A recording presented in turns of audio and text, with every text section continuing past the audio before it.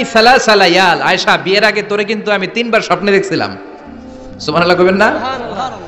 বড্ড খুশি হয়ে গেলেন আয়েশা। এরপরে বললেন 3 বার স্বপ্ন দেখার পরে তোমার ব্যাপারে মনের মধ্যে কেমন কেমন যেন ভালো লাগে। তারপরে একটা ছোট্ট কাগজের মধ্যে, জান্নাতি কাগজ, রেশমি কাপড়ের মধ্যে তোমার চেহারাটা এনে জিব্রাইল বললেন, দেখেন নবী কেমন লাগে? আমি কইলাম ভালো লাগে। কার মেয়ে? আপনার বন্ধু আবু বকরের মেয়ে, বিয়ে করবেন নাকি? বিশ্বনবী বললেন, ও জিব্রাইল, তুমি যদি ঘটক হও, আল্লাহ যদি হয় কাজী, আমি মুহাম্মদ বিয়েতে রাজি। সুবহানাল্লাহ, সুবহানাল্লাহ পড়েন। বিয়ে হয়ে গেল, কিন্তু ঘরে দামি ফার্নিচার নাই, টাকা পয়সাও তেমন নাই, কিন্তু আছে খালি সুখ। আছে কি? যেটা টাকা দিয়ে কিনা যায়, টাকা দিয়ে বাড়ি কিনা যায়, গাড়ি কিনা যায়, সুখ কিনা যায় নাকি? টাকা দিয়ে বিছানা কিনা যায়, বালিশ কিনা যায়, ঘুম কিনা যায় নাকি? কথা বলেন। এজন্য সুখ দেওয়ার মালিক কে? সুখ পাওয়া যায় না। সুখ দেওয়ার মালিক একজন, তিনি কে? মা আয়েশা একমাত্র কুমারী বউ, আদর করে তিনি ডাকতেন হুমায়রা, আবার মাঝে মাঝে ডাকতেন ইয়া আইশু। আয়েশা না, আইশু সংক্ষেপ। এত ভালোবাসতেন মা আয়েশাকে। মা আয়েশা গ্লাসের যেই জায়গা দিয়ে পানি খেতেন, বিশ্বনবী ওই জায়গায় মুখ লাগিয়ে পানি খেত। মা আয়েশা গোশতকে হাড্ডি ফেলে দিলে বিশ্বনবী ওই হাড্ডিটা নিয়ে চষতে শুরু করে দিত। সুবহানাল্লাহ। এক বালতি থেকে পানি নিয়ে দুইজনে গোসল করত। আবার বিশ্বনবীর সাথে সাথে মাঝে মাঝে বায়না ধরতো, মাঝে মাঝে রাগও করত। সুবহানাল্লাহ কোন? স্বামী স্ত্রীর মধ্যে একটু রাগ আছে না নাই? রাগ থাকলে ওইটারে আবার ভালোবাসায় পরিণত করে দেয় কে? রাগ না থাকলে ভালোবাসা তো ভালোবাসাই না। রাগ থাকতেই হবে, তাইলেই ভালোবাসার মর্ম বোঝা যায়। চিল্লায় বলেন ঠিক কিনা? ক্ষুধা না থাকলে খাবারের মর্যাদা বোঝা যায় না। সারাদিন পেট ভরা, খাওয়ার মজা বুঝবেন? ক্ষুধা, প্রচন্ড ক্ষুধা, তৃষ্ণার্ত, লেবুর শরবত পাইলে অমৃতের মতো লাগবে। প্রচন্ড ক্ষুধা, হাজি বিরিয়ানি পাইছেন 1 প্লেট, ইচ্ছে মতো খাবেন, কিন্তু পেট ভর্তি, হাজি বিরিয়ানি খাওয়া যাবে? এজন্য রাগ না থাকলে ভালোবাসা যে কত দামি, ভালোবাসা যে আল্লাহর পক্ষ থেকে কত বড় নেয়ামত বোঝা যায় না। মাঝে মাঝে মা আয়েশা রাগ করতেন, শুনতেছেন? জি। বিশ্বনবী বলেন, আয়েশা কখন তুমি রাগ করো, কখন তুমি আমারে ভালোবাসো আমি বুঝি। সুবহানাল্লাহ পড়েন। মা আয়েশা বললেন, কেমনে বুঝেন?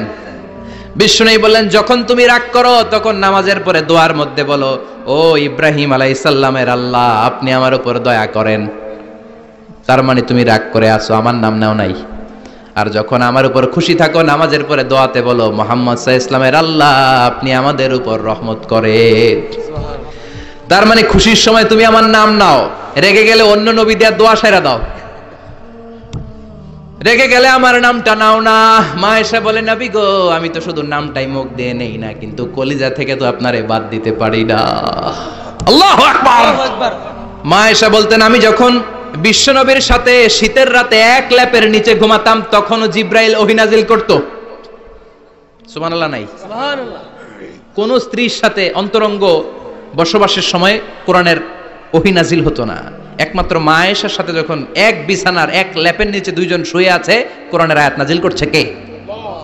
আবার মা আয়েশা বলছেন, আমার কারণে ও মুসলিম উম্মাহ তোমরা তায়াম্মুমের বিধান পেয়েছো। ফাতায়াম্মামু সাঈদান তাইয়্যিবা। মা আয়েশা একটা যুদ্ধে গিয়েছিলেন, যুদ্ধ থেকে ফেরার পথে মা আয়েশার গলার লকেট নাই। মাঝে মাঝে হয় না, মহিলা গলার লকেট পায় না, পুরা বাড়ি আগুন করে ফেলাইছে, লকেট নাই, লয়ে গেল রে, নিয়ে গেল রে, হারাইলাম রে। মা আয়েশার লকেট নাই। লকেট হারানোর পরে মা আয়েশা কান্নাকাটি। বিশ্বনবী বললেন, থামো। অনেকক্ষণ থামার পরে লকেট খুঁজে পায় না, সবাই খোঁজাখুঁজি, লকেট কই, লকেট কই, লকেট খুঁজে পায় না। ওদিক দিয়ে মাগরিবের নামাজের সময়ও শেষ, নামাজের সময় শেষ। আর যেই জায়গায় লকেট খোঁজার জন্য থামা হয়েছে, ওই জায়গায় আবার পানি নাই, পানি সামনে, পানির দিকেও যেতে পারে না, লকেটও খুঁজে পায় না, নামাজও পড়া যায় না। সব সাহাবীরা মিছিল শুরু করছে, আবু বকর রে ধর, ধর, ধর, আবু বকর রে ধর। আবু বকরের মেয়ের কারণে নামাজ আমাদের চলে যাচ্ছে। সাইয়েদনা আবু বকর ঘটনা বেসামাল দেখে আয়েশার কাছে গেল, যে দেখে বিশ্বনবী মা আয়েশার কোলের মধ্যে, ল্যাপের মধ্যে মাথা দিয়ে শুয়ে আছে। রাগের চোটে বুখারীর বর্ণনা, আঙ্গুল নিয়ে মা আয়েশার পেটের মধ্যে দিল এক খোঁচা। লকেট হারাইলি কেন ক? তোর জন্য বাইরে মিছিল চলে, তোর জন্য বাইরে সব সাহাবারা বলে নামাজ পড়তে হবে, সময় নাই। ও আবু বকর, আপনার মেয়ের কারণে এই কাণ্ড। খাসরা মানে কোমর। আবু বকর মা আয়েশার খাসরাতে এত জোরে গুতা মেরেছেন, মা আয়েশা বললেন এই গুতার কারণে আমি অনেক দূরে চলে যাওয়ার কথা ছিল ব্যথার চোটে, কিন্তু যাই নাই, কারণ কোলে কে? কোলের মধ্যে বিশ্বনবীর মাথা, নড়ে গেলে বিশ্বনবীর ঘুম ভেঙে যাবে, ব্যথাটা হজম করেছি, নড়ি নাই। আল্লাহ তখন আয়াত নাজিল করলেন, ফালাম তাজিদু মাআন ফাতায়াম্মামু সাঈদান তাইয়্যিবা। ও সাহাবারা, মিছিল বন্ধ করো। কোন নারীর বিরুদ্ধে মিছিল করো? এই নারীর সাথে তো বিয়ে আমি সরাসরি বিশ্বনবীর দিয়েছি। যাও, ওযুর জন্য টেনশনে ছিল, টেনশনের দরকার নাই। আয়েশার কারণে আজকে নতুন করে একটা বিধান দিলাম, আজ থেকে যদি ওযুর পানি না পাওয়া যায়, বালুর মধ্যে 2 হাত বাড়ি মেরে তায়াম্মুম করো, নামাজ পড়ে নাও, কবুল করে নিবে কে? এই মা আয়েশার লকেট হারানোর কারণে তায়াম্মুমের বিধান নাজিল হয়েছে। কোন সুবহানাল্লাহ। এজন্য মা আয়েশা বলতেন, ও উম্মতেরা, জেনে রাখো এই যে তায়াম্মুম করো, এটা কিন্তু আমার কারণে পাইছো। সুবহানাল্লাহ কোন। আবার মা আয়েশা বলতেন, আমার কোলে মাথা রেখে বিশ্বনবী শেষ নিঃশ্বাস ত্যাগ করেছে, আবার আমার ঘরের মধ্যেই বিশ্বনবীর কবর। সুবহানাল্লাহ। বিশ্বনবীর কবরটা কিন্তু মা আয়েশার ঘরের মধ্যে। এখনো বিশ্বনবীর কবর যেই জায়গায়, এই জায়গায় মা আয়েশার ঘর ছিল। সুবহানাল্লাহ কোন। 2210টি হাদিস বর্ণনা করেছেন। কত কথা কয় না? 2210টা ফ্যামিলির হাদিস বর্ণনার জন্য মা আয়েশাকে আল্লাহ তাআলা বিশ্বনবীর ট্যাপ রেকর্ডার বানিয়ে পাঠিয়েছেন। যাই বিশ্বনবী বলতেন, ট্যাপ রেকর্ডের মতো রেকর্ড করে সব সাহাবীদের কাছে বর্ণনা করতেন। কত কবিতা উনি নিজে জানতেন, নিজেই জানে না। কত মাসালা যে জানতেন তার কোনো হিসাব নাই। ইলমুল ফারায়েজ, বাপ মরলে ছেলে মেয়ে থাকলে কে কতটুকু সম্পদ পাবে, মা আয়েশার চেয়ে এই বিধান মদিনায় কেউ জানতো না। বিশ্বনবীর ইন্তেকালের পরে সাহাবাদের মধ্যে কোনো মাসালা নিয়ে কনফিউশন হলে সব সাহাবারা আম্মা জান আয়েশার কাছে এসে সলিউশন নিয়ে যেতেন। সুবহানাল্লাহ কোন। বিশ্বনবী যা বলেছেন সব মুখস্থ রেখেছেন, সব জ্ঞানের কথা ছড়িয়ে দিয়েছেন, সব সময় পড়াশোনা করতেন। সুবহানাল্লাহ। তার মানে মা আয়েশার জীবনী থেকে আপনাদের জন্য শিক্ষা হচ্ছে জ্ঞানার্জন, জ্ঞানানুরাগী হতে হবে। কি হতে হবে? জ্ঞানানুরাগী। বুখারীর বঙ্গানুবাদ পাওয়া যায়, কোরআনের বঙ্গানুবাদ পাওয়া যায়, ইসলামিক অনেক ভালো ভালো রাইটারের বই পাওয়া যায়, ঠিক কি না? এগুলো পড়ার দরকার আছে না নাই? অনেকে বলে, হুজুর আমার ছেলেটা মোবাইল ছাড়া কিছু বোঝে না। কি কয়? মোবাইল ছাড়া কিচ্ছু বোঝে না। হুজুর মোবাইল দিলে ঠান্ডা, মোবাইল নিলে কান্দে, এরকম আছে না নাই? এর কারণ হাজব্যান্ড ওয়াইফ দুইটার কাছে সব সময় মোবাইল। কথা কন। বাবার কাছেও মোবাইল, মায়ের কাছেও মোবাইল, তো ছেলে মোবাইলের জন্য কাঁদবে না তো কি করবে? বাবার হাতেও যদি বই থাকে, মায়ের হাতেও যদি বই থাকে, ছেলে মোবাইল চাবে নাকি? ছেলেও চাবে বই, ছেলে চাবে কি? কথা বুঝতে পেরেছেন? এজন্য জ্ঞান অনুরাগী হতে হবে মা আয়েশার মতো।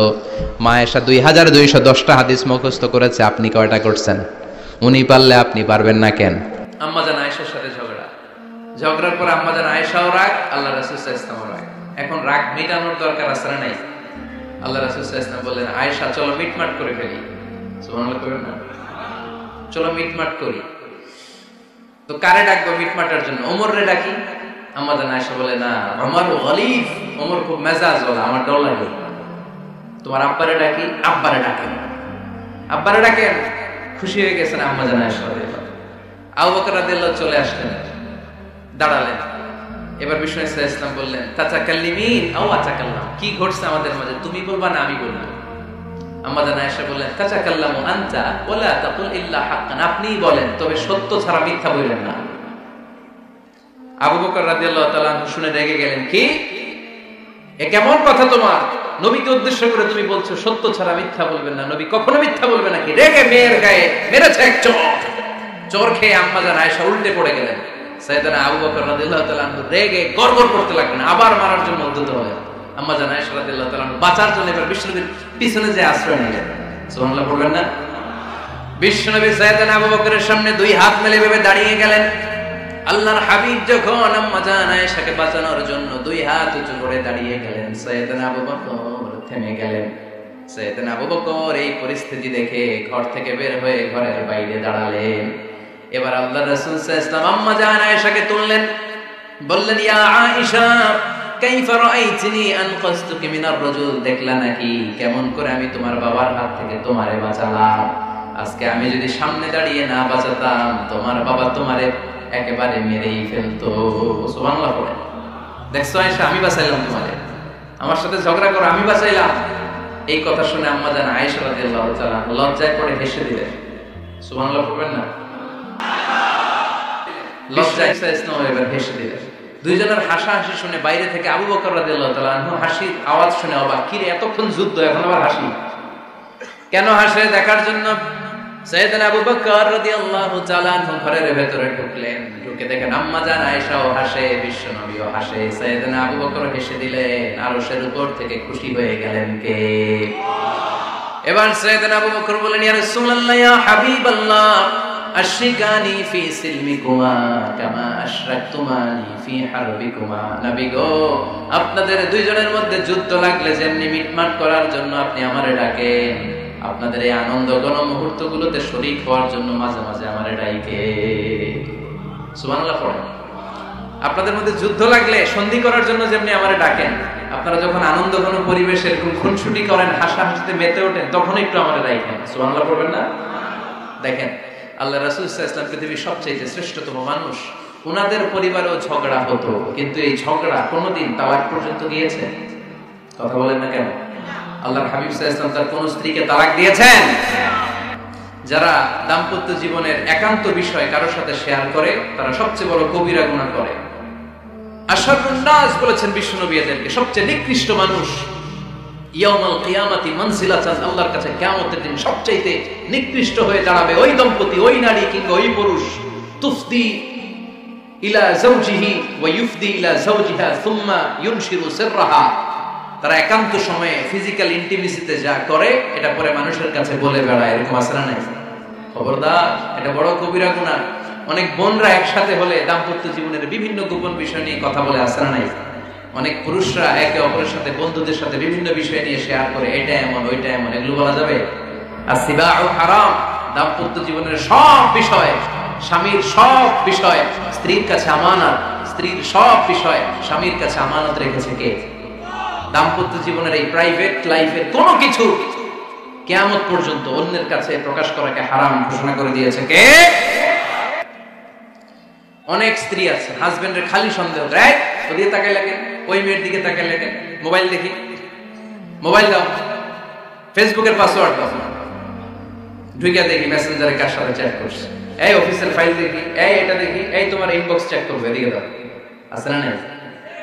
এই সন্দেহ ঘরটারে জাহান্নামের টুকরা বানিয়ে ছেড়েছে। অহেতুক সন্দেহ করবেন না।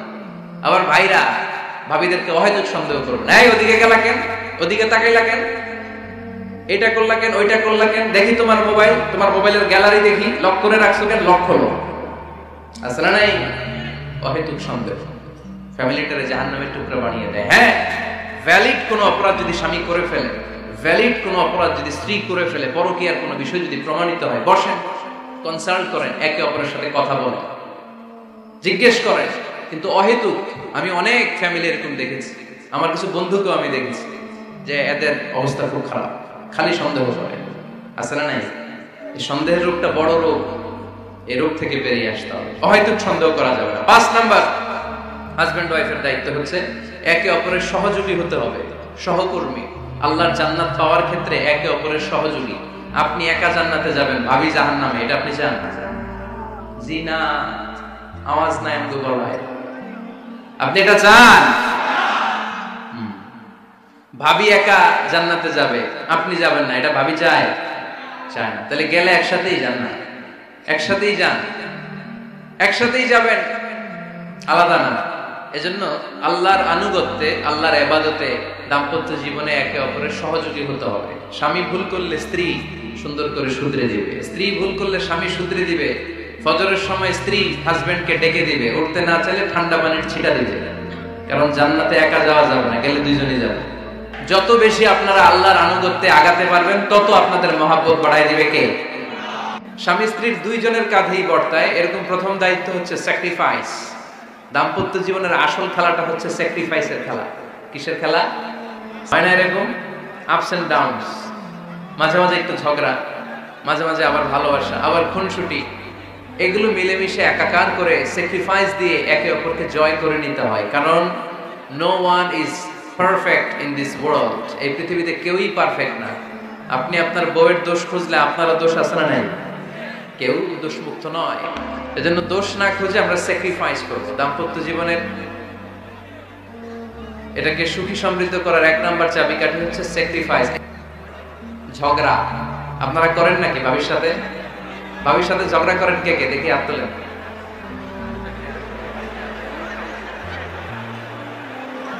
এদিকে সব আল্লাহর ওলি, এরা ঝগড়া টগড়া করে না। আপনি করেন? এই সাহসী সন্তান আছে কিছু, মাশাআল্লাহ। ঠিক আছে, বেশি করেন না। হ্যাঁ ঠিক আছে, ঠিক আছে, তোমরাও করো, বুঝছি, আপনারাও করেন। ওকে, না ঝগড়া করা যাবে না। একজন ঝগড়া শুরু করলে আরেকজন চুপ থাকতে হবে। দুইজনই ঝগড়া করলে, দুইজন রেগে গেলে ঝামেলা আছে না নাই? স্বামী রেগে গেলে স্ত্রী চুপ, স্ত্রী কখনো রেগে গেলে স্বামী চুপ, দুইজনই রেগে গেলে তৃতীয় বিশ্বযুদ্ধ। ঠিক কিনা? এজন্য ঝগড়া করতে দেয়া যাবে না। কারণ এই ঝগড়া, সামান্য ঝগড়া থেকে এই ঝগড়া বাড়তে বাড়তে এটা বিচ্ছেদের দিকে গড়ায়, ডিভোর্স হয়ে যায়। এরকম কত কেস যে আমার কাছে আসে, কত কেস যে আমার কাছে আসে যে হুজুর ছোট্ট ঝগড়া থেকে আমাদের মধ্যে ঝগড়া বাড়তে বাড়তে ইগো প্রবলেমের কারণে বিচ্ছেদে গড়ায়। আর এই ঝগড়া একটু শুরু হলে ইবলিস শয়তানের কাজ হচ্ছে পালে বাতাস দেয়। কি দেয়? পালে বাতাস পেলে এটা দাউ দাউ করে উঁচু হয়ে ওঠে। আগুনের মধ্যে যেমনি কেরোসিন ঢাললে দাউ দাউ করে জ্বলে, সামান্য ঝগড়ার ছোতা ফেলে ইবলিস শয়তান খালি দাউ দাউ করে এই ঝগড়ার আগুনকে জ্বালিয়ে দেয়। ঠিক কিনা? এজন্য ঝগড়া করবেন না, মেহেরবানি করে ঝগড়া শুরু করবেন না। যে কোনো মূল্যে ঝগড়াকে থামায় রাখতে হবে। কারণ সহিহ মুসলিমে এসেছে, ইন্না ইবলিসা ইয়াদাউ আরশাহু আলাল মা। ইবলিস শয়তান তার সিংহাসন গেড়েছে সাগরের উপর। কোথায়? ইবলিসের সিংহাসন কোথায়? সাগরের উপর। সুম্মা ইয়াবাসু সারায়াহু, সে প্রতিদিন সকালবেলা তার সাঙ্গপাঙ্গরে গোটা পৃথিবীতে পাঠায়, যা পৃথিবীতে ফাসাদ সৃষ্টি কর, ফাসাদ সৃষ্টি কর। ইবলিস যখন সাঙ্গপাঙ্গদেরকে গোটা পৃথিবীতে ছড়িয়ে দেয়, সারাদিন ধোঁকা দেওয়ার পরে, ওয়াসওয়াসা দেওয়ার পরে, রাত্রিবেলা ইবলিসের কাছে ফিরে আসে, এসে বলে, ও ইবলিস, আমি আজকে আল্লাহর বান্দাদেরকে দিয়ে মিথ্যা কথা বলিয়েছি। ইবলিস বলে, এটা তো কোনো ব্যাপারই না, এগুলাই তো তোদের কাজ। আরেক শয়তান বলে, আমি ওজনে কম দিয়েছি একজনের মাধ্যমে বাজারে। ইবলিস বলে, এটাও তেমন বড় কোনো কাজ নয়। আরেকজন বলে, আমি সুদের ডিলিংস করিয়েছি। ইবলিস বলে, এটাও কোনো কাজ নয়। আরেক শয়তান বলে, আমি মদের আড্ডাখানায় নিয়ে মসজিদে যেতে নিয়েছিল, সেখান থেকে সরিয়ে মদের আড্ডাখানায় আল্লাহর বান্দাদেরকে নিয়েছি। ইবলিস বলে, এইটাও তেমন বড় কোনো কাজ নয়। আরেক শয়তান এসে বলে, মা তারাকতুহু হাত্তা ফাররাকতু বাইনাহু ওয়া বাইনা ইমরাআতিহি, আমি এক আল্লাহর বান্দার সাথে বান্দির ঝগড়া লাগিয়ে ঝগড়া করাতে করাতে তালাক পর্যন্ত নিয়ে গিয়েছি। মা তারাকতুহু হাত্তা ফাররাকতু বাইনাহু ওয়া বাইনা ইমরাআতিহি, আমি এক ইমানদার পরিবারকে ধ্বংসের শেষ প্রান্তে নিয়ে গিয়েছি। সামান্য ঝগড়ার পরে আমি ওয়াসওয়াসা দিতে দিতে ঝগড়া বাড়াতে বাড়াতে তালাক পর্যন্ত নিয়েছি। ইবলিস বলে, শাবাশ, তুই তো কাজের মতো কাজ করেছিস, আমার কাছে আয়, আমার কাঁধে ওঠ। ইবলিস তখন ওই শয়তানকে কাঁধে নিয়ে নাচতে শুরু করে। নাউজুবিল্লাহ বলবেন না? এজন্য ইমানদারদের সংসার ভেঙে খান খান হোক, এটা হলে ইবলিস খুশি। আর ইমানদারের পরিবার টিকে থাকলে আমার আল্লাহ খুশি। আমরা কার খুশি চাই? এজন্য শয়তানরে খুশি হতে দেয়া যাবে না। ইমানদারদের পরিবারগুলো ঝগড়ার মাধ্যমে ভেঙে যাক, সব সময় শয়তানের মিশন এটা। আর ইমানদারদের পরিবারগুলো টিকে থাক, এটা আমার আল্লাহ সব সময় চায়। সুবহানাল্লাহ পড়েন। ঝগড়া কিন্তু নবী রাসূলদের পরিবারেও ছিল, আল্লাহ রাসূল সাল্লাল্লাহু আলাইহি ওয়াসাল্লামের পরিবারেও ঝগড়া ছিল। এটা স্বাভাবিক, দাম্পত্য জীবনের খুব সিম্পল ইস্যু। একজন রাগ করলে আরেকজন থেমে যাবে। পারবেন? যৌতুক হারাম, আর মোহরকে ফরজ করলো কে? টাকা দিয়ে মোহর দিতে হবে, সম্পদ দিয়ে মোহর দিতে হবে। এখন মোহর যদি দিতে না পারেন, বিশ্বনবীর কাছে এক সাহাবী এসে বলে, ইয়া রাসূলুল্লাহ, বিয়ে করব, মোহর আছে? কয় না। কি আছে? কয় কিচ্ছু নাই। কিচ্ছু নাই মানে? কয় এই তল্লাটা আমার চেয়ে গরিব কেউ নাই। তাহলে বিয়ে করবা কেমনে? সাহাবী বলে, বয়স তো বসে থাকে না। বিশ্বনবী বলেন, হ্যাঁ তা তো কথা ঠিক, তো কি করা যায়? তুমি কোরআন পারো? পারি। আর এক মহিলা সাহাবীকে বলল, আমার কাছে ভালো পাত্র আছে, বিয়ে করবে? করব। তুমি কোরআন পারো? কয় না, পারি না। দুজনকে বিয়ে পড়ায় দিলেন। আর মেয়েকে বললেন, মা তোমার স্বামীর সম্পদ দিয়ে মোহরানা দেওয়ার ক্ষমতা নাই, তুমি কোরআন পারো না, তোমার হাজব্যান্ড মাশাআল্লাহ কোরআন পড়ে, সে তোমাকে প্রতিদিন কোরআন শিখাইয়া দিবে, এটাই তোমার বিয়ের মোহর। কঠিন না সহজ? ইউরিদুল্লাহু বিকুমুল ইউসরা ওয়ালা ইউরিদু বিকুমুল উসরা। আল্লাহ কঠিন চায় না, আল্লাহ সহজ চায়। এজন্য যারা ইসলাম বুঝাতে যে কঠিন কঠিন বিষয় আপনাদের উপর চাপায়, বুঝবেন এটা মদিনার ইসলাম নয়, বুঝবেন এটা আল্লাহর পাঠানো ইসলাম নয়। মুআজ ইবনে জাবালকে বিশ্বনবী এক জায়গার ইমাম বানালেন। উনি ওইখানে ইমামতির সুযোগ পেয়ে মাগরিব আর এশার সালাতে লম্বা লম্বা কেরাত পড়ে, বুখারীর বর্ণনা। আর ওই এলাকার মুসল্লিরা হচ্ছে কৃষক মুসল্লি, খেজুর বাগানে কাজ করে। তো এরা খেজুর বাগানে কাজ করে হাত পাও ধুয়ে মাগরিবের নামাজে যখন আসছে, আয়েশা দেখে সূরা বাকারা দিয়া ধরছে। কোন সূরা দিয়ে? কোরআনের সবচেয়ে ছোট সূরা, তাই না? তো কতক্ষণ দাঁড়ায় থাকবে এরা? এরা তো দাঁড়ায় থাকতে পারে না। নামাজ টামাজ থুইয়া দিছে দৌড়। নিজেরা নামাজ পড়ে বিশ্বনবীর কাছে বিচার, ইয়া রাসূলুল্লাহ এমন ইমাম পাঠাইছেন, দেখেন আমরা হইতেছি কৃষক সাহাবী, খেজুর বাগানে কাজ করি, আর ইমাম সাহেব ধরছে মাগরিবে সূরা বাকারা, এশার সালাতে সূরা আলে ইমরান। বিশ্বনবী রেগে গেলেন, মুআজ ইবনে জাবালকে ডেকে পাঠালেন। বিশ্বনবী রেগে ওনাকে বললেন, আফাত্তানুন আনতা ইয়া মুআজ, মুআজ তোমার কি ফিতনা বাজানোর জন্য এলাকায় ইমাম বানাইছিলাম? তুমি কি ফিতনা তৈরি করছো? খবরদার, ইয়াসসিরু ওয়ালা তুআসসিরু, সহজ করে ইসলামকে প্রকাশ করবা, কঠিন করো না। বাশশিরু ওয়ালা তুনাফিরু, মানুষকে দিনের দিকে ডাইকো, দিন থেকে ভাগাইও না। আমরা মানুষকে দিন থেকে ভাগাই, আমরা এমন এমন ভাবে দিনকে প্রকাশ করি আর প্রচার করি, মানুষ দিনের কথা শুনলে দেয় দৌড়, ওই সাহাবাদের মতো। জোরে বলেন ঠিক কিনা? তাহলে ইসলাম মানে কঠিন না সহজ? বিশ্বনবী সাহাবাদেরকে নিয়ে মসজিদে নববীতে কথা বলছেন। ইন দ্য মিন টাইম এক বেদুইন, মানে আরবি লোক, সভ্যতার ছিটে ফোটা সে দেখে নাই, বেদুইন লোক ওট নিয়ে মসজিদে নববীর দরজা খুললা মসজিদের ভিতরে ওট লয়ে ঢুকছে। শুনতেছেন? এরপর মসজিদে নবীর পিলারে ওট বেঁধে মসজিদে নবীর মাঝখানে পেশাব করতে বসছে। ওমরে ফারুক এরকম করতেছে, দাঁড়া, তোর পেশাব করা দেখাইতেছে আজকে। অন্যান্য সাহাবারাও রেগে গেলেন, ওকে মারবেন, চারদিক দিয়ে ঘেরাও দিচ্ছে। বিশ্বনবী সবাই ডেকে আনলে, এই এদিকে আসো, ওর কাম সারতে দাও, আগে ওর কাজ সারতে দাও।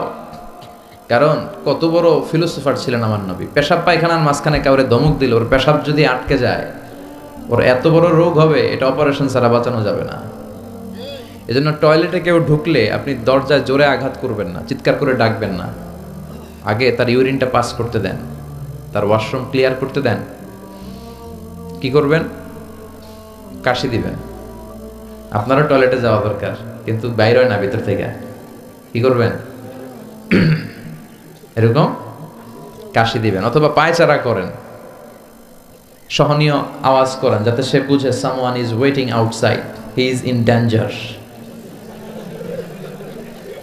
হি ইজ ইন ডেঞ্জার, যে কোনো সময় কাম সাইরা দিতে পারে। তো তাকেও সুযোগ করে দেন, কিন্তু ওয়াশরুম সারার সময় জোরে কাউকে ডাকা যায় না। বিশ্বনবী এটাই করলেন, বললেন এই ডেকো না, এদিকে আসো, কাজ সারতে দাও। তিনি বেদুইনকে ইচ্ছে মতো পেশাব করতে দিলেন। পেশাব শেষে বিশ্বনবী বললেন, এবার পেশাবের উপর সিজলাম মিন মা, এক বালতি পানি ঢেলে দাও। পানি ঢেলে দিলেন। বেচারা মনের আনন্দে পেশাব করে বের হয়ে যেতেছে। বিশ্বনবী ডাক দিলেন, ইয়া আরাবি, দাঁড়াও।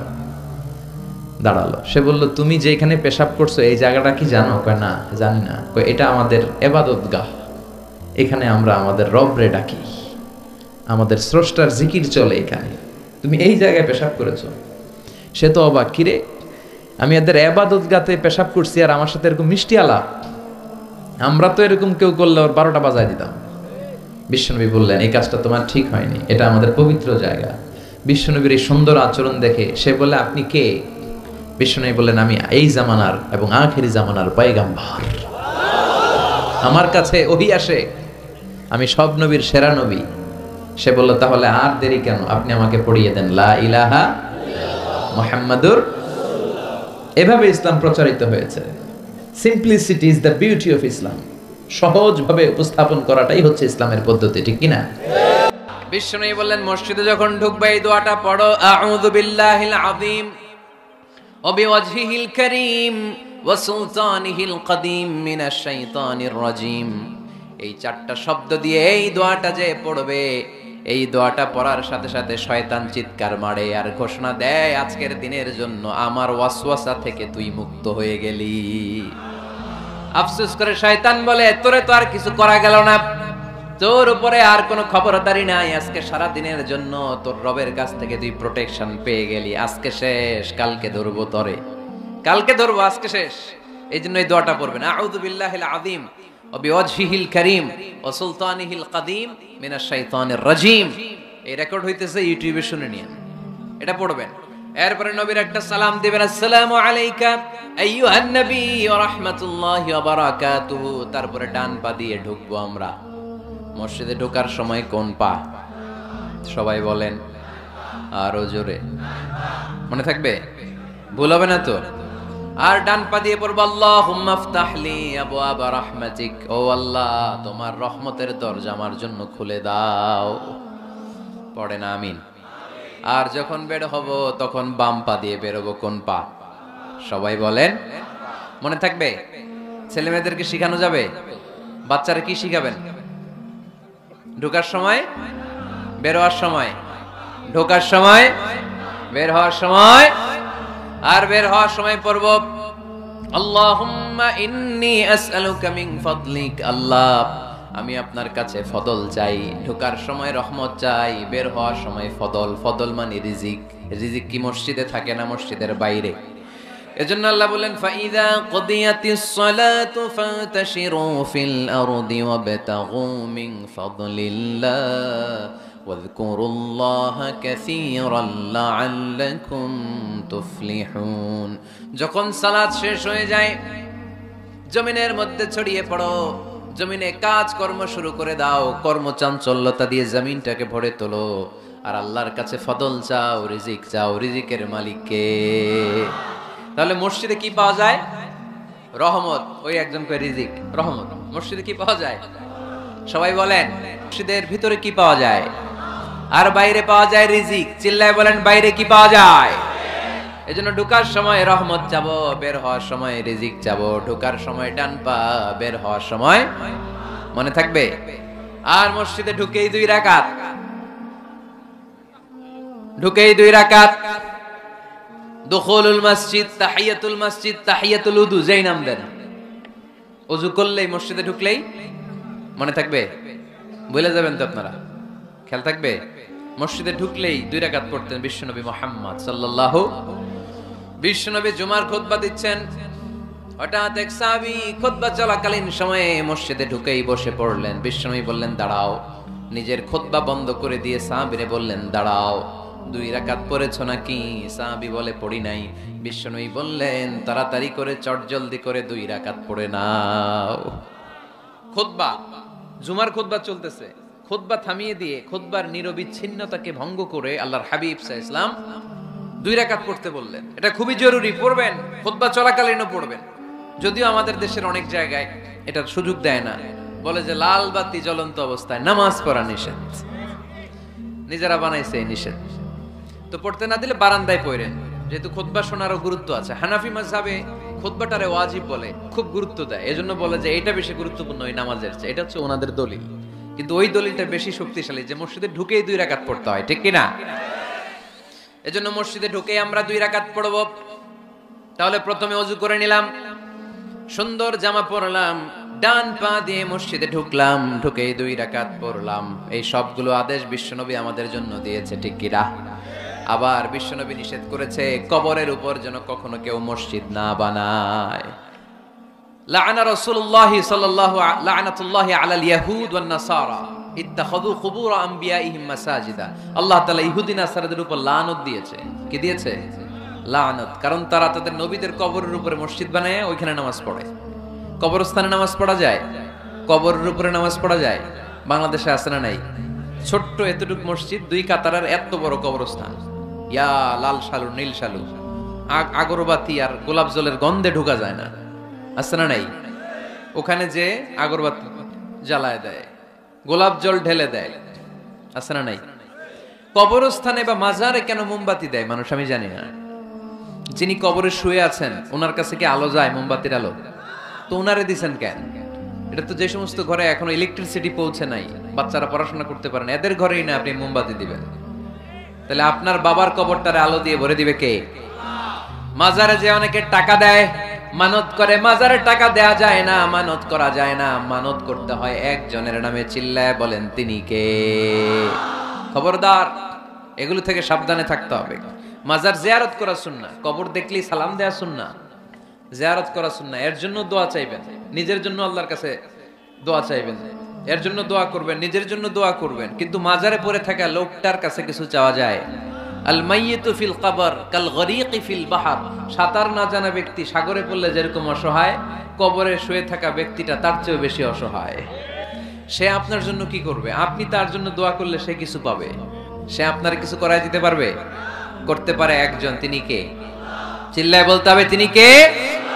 এজন্য কবর কেন্দ্রিক কোনো মসজিদ নাই। আগে মসজিদ, পরে হবে কবর।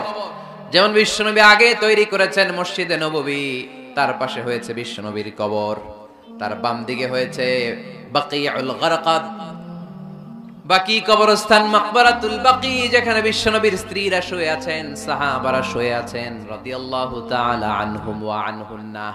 তাহলে আগে হবে মসজিদ, তারপরে কবর। কবর কেন্দ্রিক কোন মসজিদ বানানো যাবে? মনে থাকবে এটা ভালো।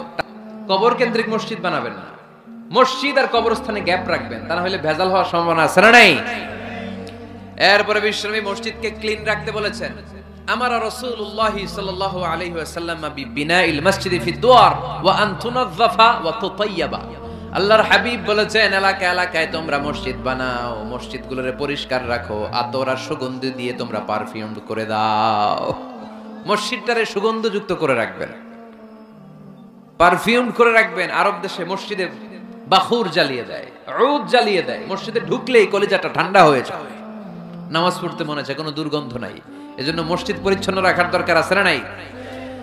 এরপরে বিষ্ণু ইসলাম বললেন, মসজিদের সর্বশেষ আদব হলো তোমরা যখন মসজিদ বানাবা, খবরদার মসজিদকে অতিমাত্রায় ডিজাইন করা যাবে না।